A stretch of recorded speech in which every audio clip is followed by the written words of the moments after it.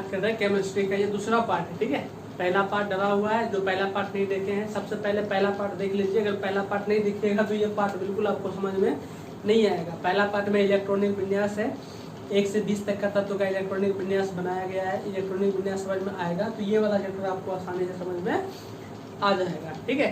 तो जो भी इस चैनल पर नए आए हो, चैनल को सब्सक्राइब नहीं किए हो तो सबसे पहले चैनल को सब्सक्राइब कर लीजिए, ताकि हम जो भी वीडियो नया डालेंगे तो आपका नोटिफिकेशन, आपका मैसेज आपके पास।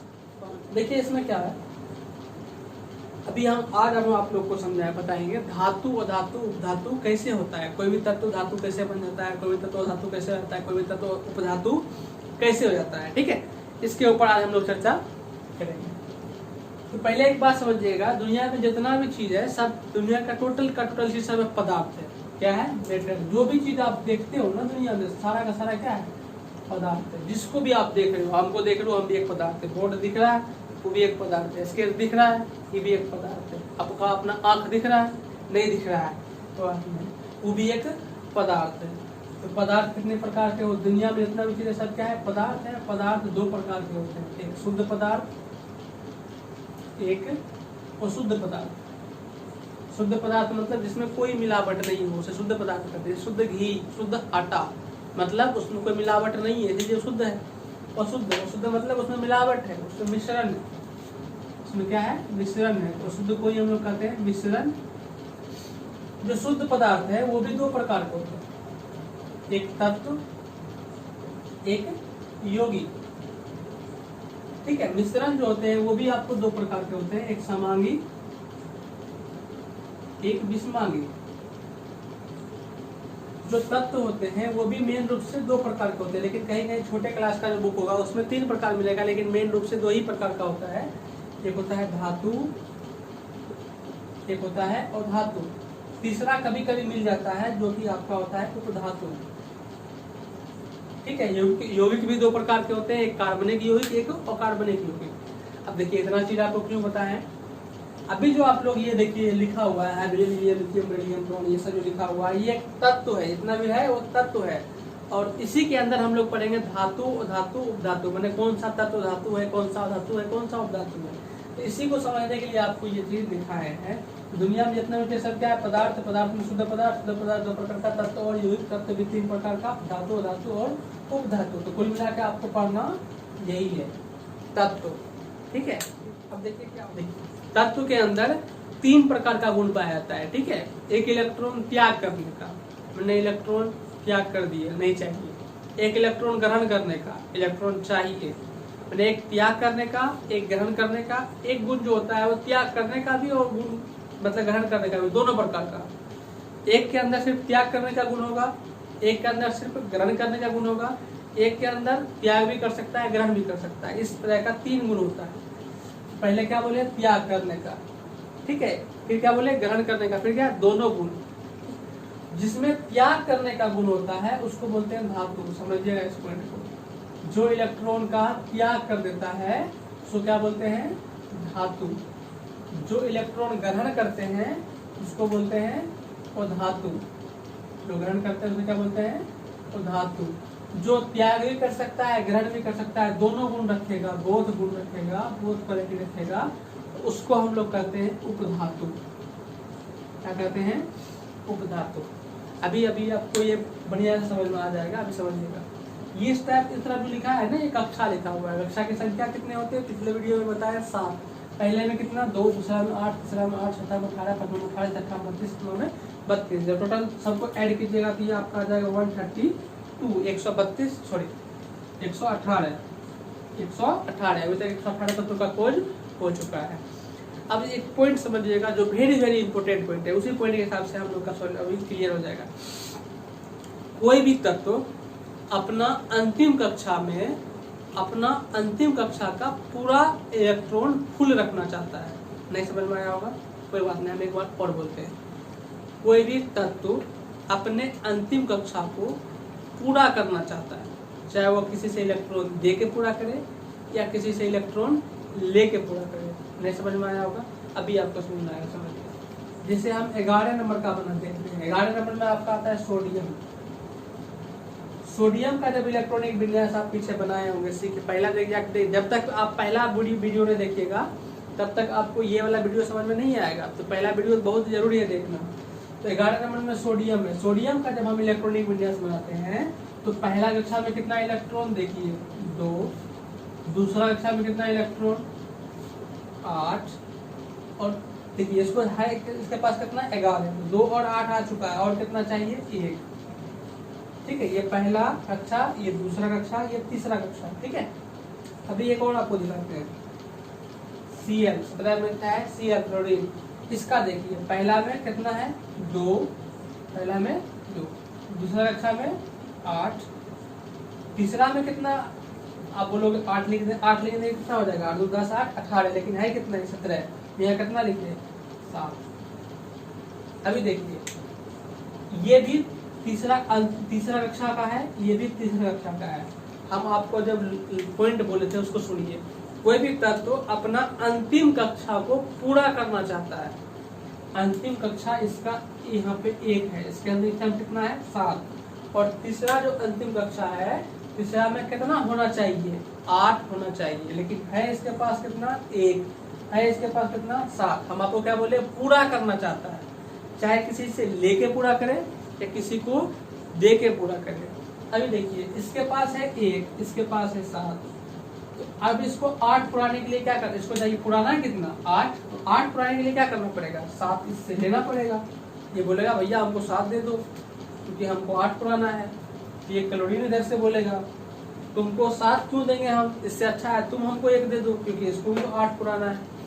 तो जो काम आसान होगा वो काम केमिस्ट्री में हो जाता है। ठीक है, तो इसको चाहिए 7, इसको चाहिए 1, तो 7 इसको लेना आसान है कि 1 इसको देना आसान है। आप बोलोगे सर 1 इसको देना आसान है, तो अगर 1 इसको यहाँ से दे दिया ये है तो ये खत्म हो गया, और यहाँ पे 1 आके जुट गया, इसका हो गया 8, और यहाँ पे ये 1 था दे ही दिया तो कुछ बचा ही नहीं। अब ये कक्षा खत्म, तो इसका अंतिम कक्षा क्या बन गया, अंतिम कक्षा बन गया ये बना, ये पहला ये दूसरा कक्षा, ये बन गया अब अंतिम। ठीक है, 3 कक्षा था इसके पास लेकिन ये खत्म हो गया, ये दे दिया दूसरा को, ये तो बन गया, अब ये बन गया अंतिम कक्षा, और ये तीसरा में 1 आखिरी गया, इसका हो गया 8। तो देखिए तो सोडियम के अंतिम कक्षा 2 वाला है, दूसरा में कितना इलेक्ट्रॉन है 8। क्लोरीन का अंतिम कक्षा यहाँ पे 3 है, तीसरा में कितना है 8। देखिए दूसरा में 8 चाहिए 8 है, तीसरा में 8 चाहिए 8 है। तो 1 इलेक्ट्रॉन त्याग करके 8 पुराया है, 1 इलेक्ट्रॉन ग्रहण करके 8 पुराया है। तो जो त्याग करके पुराया है उसको बोलते हैं धातु, जो ग्रहण करके पुराया है उसको बोलते हैं धातु। यहाँ पे लिखे है ना, जो त्याग करता है धातु, जो ग्रहण करता है वो धातु। तो त्याग किसने किया तो सोडियम, ग्रहण किसने किया क्लोरीन। तो सोडियम क्या है, सोडियम है धातु क्योंकि वो त्याग किया है, तो ये आपका हो गया मेटल धातु। और क्लोरीन क्या है, ग्रहण किया है, ये आपका क्या हो गया नॉन मेटल और धातु। क्या हो गया और धातु। तो समझ में आ गया होगा, जो त्याग करता है धातु, जो ग्रहण करता है वो धातु। ठीक है, एक पॉइंट और समझिए, जितना इलेक्ट्रॉन त्याग करता है वही उसका संयोजकता भी होता है। ठीक है, जैसे बोलेंगे सोडियम का संयोजकता कितना होता है, तो सोडियम कितना इलेक्ट्रॉन त्याग करता है, तभी बोलोगे सर सोडियम 1 इलेक्ट्रॉन त्याग कर दिया था। तो सोडियम अगर 1 इलेक्ट्रॉन त्याग किया है तो सोडियम का संयोजकता 1। ठीक है, अब यहाँ पे है क्लोरीन, क्लोरीन की संयोजकता, तो क्लोरीन की संयोजकता 7 नहीं बोलना, क्योंकि हम आपको क्या बोले हैं कि जितना इलेक्ट्रॉन त्याग करे या ग्रहण करे। तो क्लोरीन क्या किया है, त्याग किया है, ग्रहण किया है, तो ग्रहण किया है, कितना ग्रहण किया है 1 ग्रहण किया है, तो क्लोरीन की भी संयोजकता कितना हो जाएगा 1। चलिए नेक्स्ट हम दूसरा आपको बना के दिखाते हैं। चलिए 12 नंबर में आपका आता है मैग्नीशियम, और 16 नंबर में आता है सल्फर। इसका बना के दिखाते हैं। तो मैग्नीशियम पहला बनाएंगे तो पहला में कितना चाहिए 2, दूसरा में 8, तीसरा में 8 लिखे नहीं लिखे, मैग्नीशियम तो 12 ही है ना, 12 में 10 लिख चुके हैं, कितना हो गया 2। ठीक है, सल्फर इसका देखिए, सल्फर कितना में 16 में, इसका बनाते हैं। पहला में कितना है 2, दूसरा में 8, और कितना लिखे और 10, और कितना लिखे 6। और देखिए ये पहला कक्षा, दूसरा कक्षा, तीसरा कक्षा, तीसरा में इसको पुराना कितना है 8, तो 8 पुराने के लिए इसको कितना चाहिए 6 चाहिए। अब देखिए पहला दूसरा तीसरा, तीसरा में इसके पास कितना है 6, और उसको पुराना कितना है 8। अब 8 पुराने के लिए इसको चाहिए 2, इसको चाहिए 6। आसान क्या है, 6 लेना है 2 देना। आप बोलोगे सर 2 देना आसान है, तो ये 2 इलेक्ट्रॉन इसको दे देगा। जब ये 2 इलेक्ट्रॉन इसको दे देगा तो ये तो यहाँ पे कुछ बचा ही नहीं। जब यहाँ कुछ नहीं बचा तो इसके अंतिम कक्षा में कितना इलेक्ट्रॉन, 8 इलेक्ट्रॉन, और यहाँ 2 इसको दे दिया तो कितना हो गया 8। इसके भी अंतिम कक्षा में कितना इलेक्ट्रॉन 8। तो देखिए दूसरा वाला में 8 चाहिए, 8 पूरा हुआ है, दूसरा वाला में 8 चाहिए, 8 पूरा हुआ है। तो इलेक्ट्रॉन त्याग करके 8 पुराया है, एक इलेक्ट्रॉन ग्रहण करके 8 पुराया है। तो जो त्याग करके पुराया हुआ है धातु, तो मैग्नीशियम क्या है, तो मैग्नीशियम है धातु। और सल्फर क्या है, अब बोलोगे सर सल्फर है वो धातु। हम बोलेंगे मैग्नीशियम का संयोजकता कितना होता है, अब बोलोगे सर मैग्नीशियम का संयोजकता 2 होता है, क्योंकि 2 इलेक्ट्रॉन त्याग किया है। सल्फर का संयोजकता कितना होगा, उसका भी संयोजकता 2 होगा, क्योंकि 2 इलेक्ट्रॉन ग्रहण किया है। ठीक है, नेक्स्ट समझिएगा, अल्युमिनियम। अल्युमिनियम कितना में 13 में, फास्फोरस कितना में 15 में। जब इसका बनाइएगा तो 2 8 3, इसका बनाइएगा तो 2 8 5। अब 8 पुराने के लिए 3 इसको दे देगा, 3 जब इसको देगा तो ये हो जाएगा 8, ये लास्ट में हो जाएगा 0। 3 ये दिया है तो अल्युमिनियम क्या हो जाएगा धातु, 3 ही लिया है तो हो जाएगा अधातु। 3 दिया है तो अल्युमिनियम का संयोजकता कितना हो गया 3, और ये 3 लिया है तो इसका संयोजकता कितना हो जाएगा 3। तो इस चीज से एक चीज कंफर्म हो गया कि किसी के भी अंतिम कक्षा में अगर 1 इलेक्ट्रॉन हो, 2 इलेक्ट्रॉन हो, 3 इलेक्ट्रॉन हो, 4 इलेक्ट्रॉन हो, 5 हो, 6 हो, 7 हो, 8 हो, ठीक है।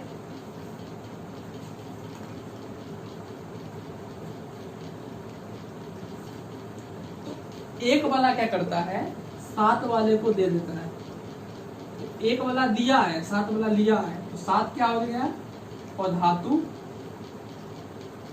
1 क्या हो गया, 1 वाला क्या हो गया धातु।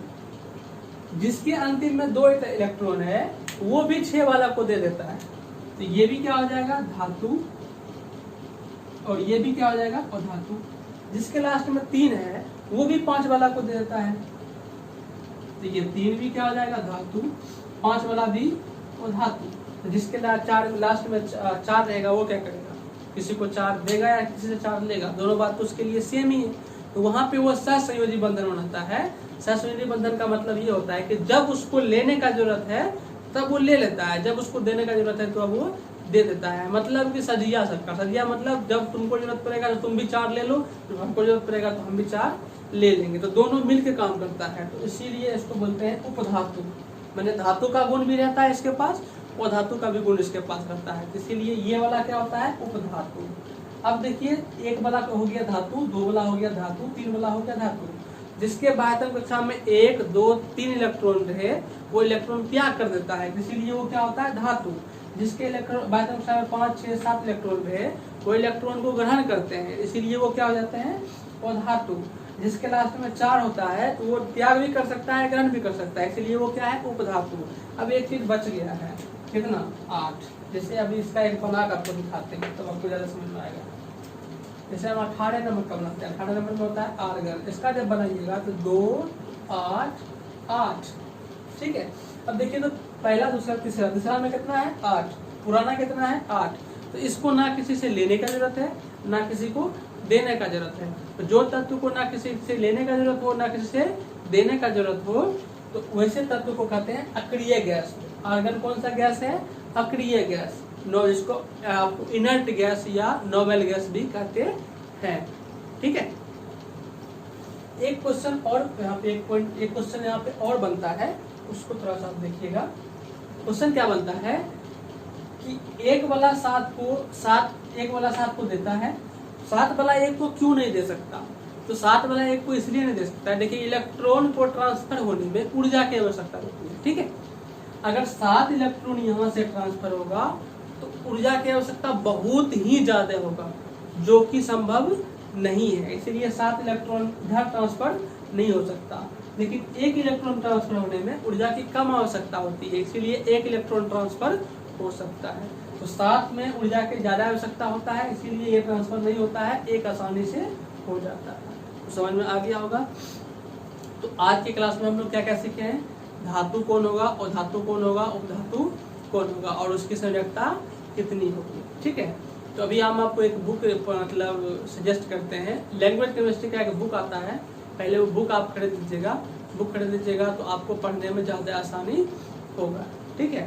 तो अगला वीडियो में हम आपको रिएक्शन सिखाएंगे, ठीक है। पहला वीडियो में हम लोग इलेक्ट्रॉनिक विन्यास आपको सिखा दिए, दूसरा वीडियो में धातु सीख गए हैं, तीसरा वीडियो में हम आपको रिएक्शन सिखाएंगे। रिएक्शन का मतलब ये है कि अगर कहीं पे लिखा है Mg प्लस Cl2, ये रिएक्शन में क्या बनेगा। अगर लिखा है Mg प्लस NO3 तो ये क्या बनेगा। अगर लिखा हुआ Al प्लस H2SO4 तो ये आगे क्या बनेगा, ठीक है। तो इसका जो होगा वो अगला वीडियो में आपको बता देंगे। और जब ये रिएक्शन आप समझ जाओगे तब आपको क्लास 10th का पहला चैप्टर जो रासायनिक अभिक्रिया है वो रिएक्शन ही, जब तक ये समझ में नहीं आएगा तो उस चैप्टर में कुछ भी समझ में नहीं आएगा। तो जिस दिन आपका ये रिएक्शन आप 2 क्लास चलेगा, रिएक्शन जिस दिन हम लोग का खत्म हो जाएगा तो रिएक्शन के बाद आपके चैप्टर का जो भी परिभाषा वाला चीज़ है वहाँ से हम लोग स्टार्ट करेंगे। तो ये अभी हमारा बेसिक है, ठीक है।